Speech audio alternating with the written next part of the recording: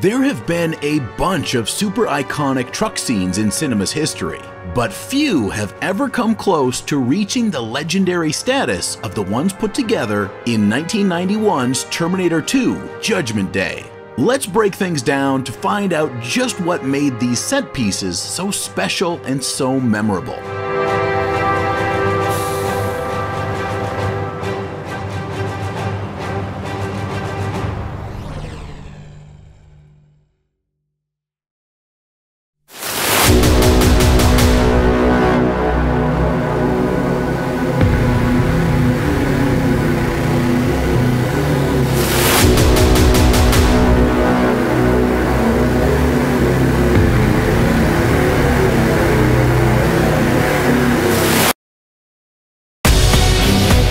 Along with being subversive, suspenseful, heartwarming, and heartbreaking, T2 had bigger stakes and bigger scenes compared to its predecessor, while telling a more human story than the first. What was a scary, buff machine dude is now a father and older brother figure that we as the audience can imprint our therapeutic needs onto.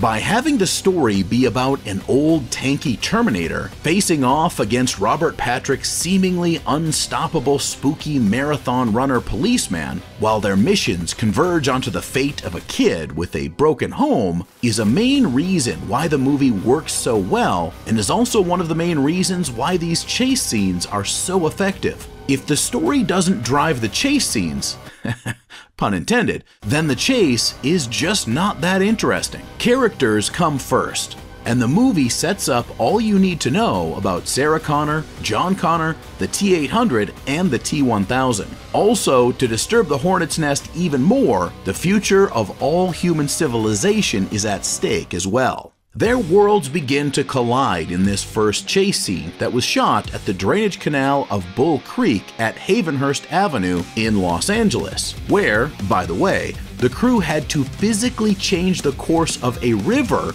in order to do the chase. It features a few modified Freightliner FLA 8664 tow trucks with varying states of destruction where our bad guy is. Rest in peace, trucker friend. You precious poor soul.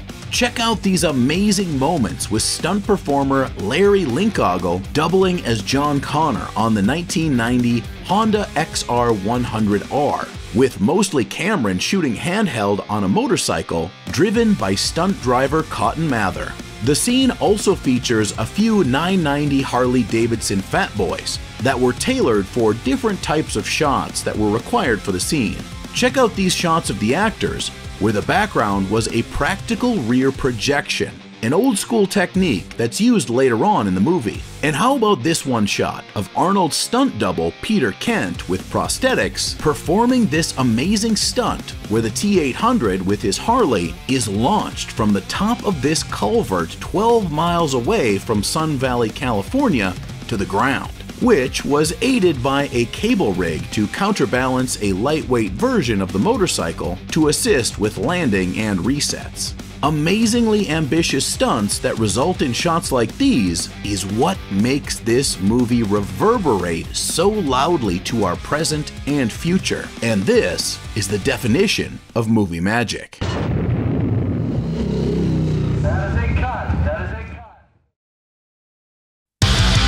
Finally, we have the showdown and chase scene on the Long Beach Freeway that ends up at what was formerly called the Kaiser Steel Plant, which had been abandoned and then reconstructed and lit with special effects during the time of filming. The chase scene serves as an exciting interstitial moment between the chaos that ensued at Cyberdyne Labs, you know, just already one of the most impressive set pieces ever, and the hasta la vista baby moment that we all know and love. They pulled zero punches to hit the ground running.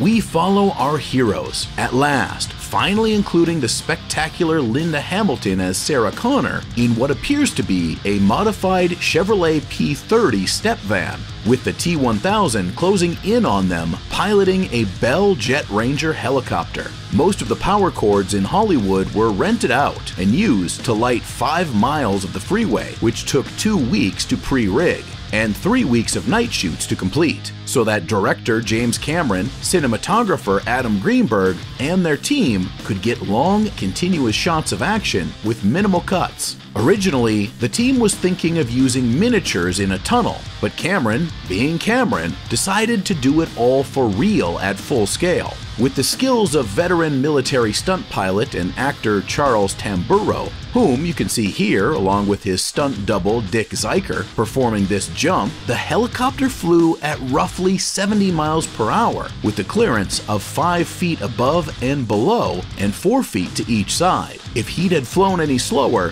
things could have gotten very dicey. Another intense moment is right here where his brother, Michael Tamburo, pulls up and barely has the skids miss the overpass. This sequence was so dangerous, in fact, that the camera crew refused to take part in the filming of it.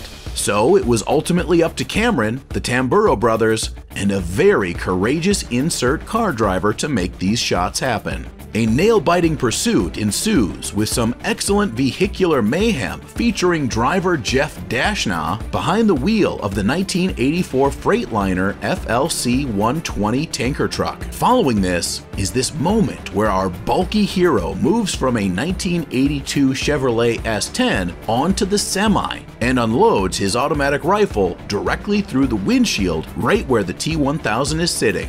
Cameron mentioned that this was the most dangerous stunt he's ever been involved with. Our beloved stuntman, Peter Kent, performed this death-defying stunt in the only way possible: no wires or rigs. This allowed him to bail if anything bad were to happen. Kent did it perfectly. Also, check out this mind-blowing moment of him flipping the semi and riding it like a surfboard as they were being pulled along by other vehicles while sparks were being shot out of it. This moment was further enhanced with the help of an 18 feet long quarter-scale miniature that was built to get the shot to look just right.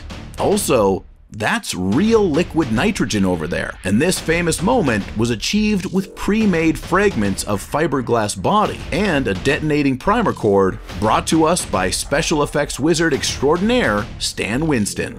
Now, if that's not cool to you, I don't know what is. The sequence finally concludes with one of the most tense of all showdowns, and one of the most emotionally devastating and perfect endings to one of cinema's most iconic characters, and one of the greatest films ever made. Hasta la vista, big robo bro.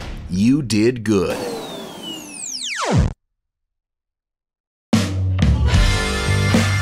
What do you think of these scenes from T2? What other famous truck scenes do you want us to take a look at? What are some of your favorite truck scenes in movies? Let us know in the comments. Thanks for watching, and we'll see you very soon.